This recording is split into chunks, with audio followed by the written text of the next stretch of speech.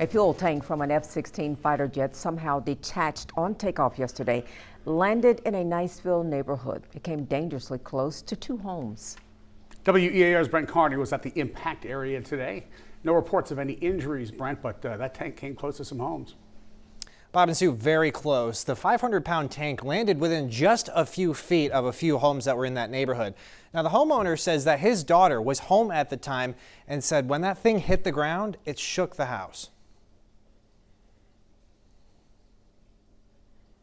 Jet noise and the occasional distant boom from a weapons test are common for this neighborhood just outside Eglin Air Force Base.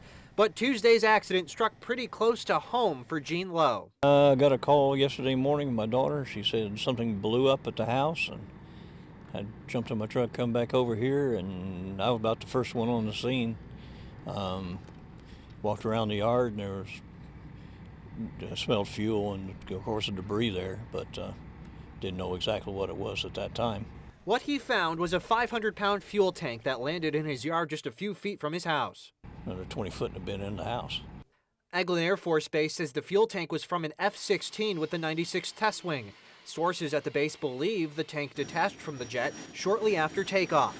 The neighborhood where it landed is just over a mile from the end of the runway. A witness said they saw the jet take off, then seconds later watched as the tank fell to the ground. They took this picture shortly after it happened.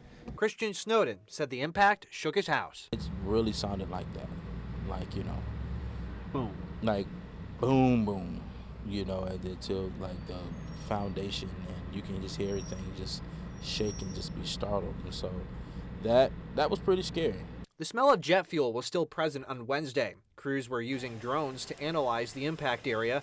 Environmental contractors from the base were also looking over the fuel spill. It didn't explode. No one's house got caught on fire. No one was injured. No one was killed. Definitely, we all smell the fumes. Definitely, so we definitely need to go get that tested. I know there's investigations that's coming through, so we just want to get to the bottom of it, see what's going on. And again, we're just thankful that no one's lives was affected and harmed. Now, the base couldn't say how much fuel was in the tank when it impacted the ground. They say more information will be released when the investigation has been completed. In the studio, Brent Carney, WEAR News.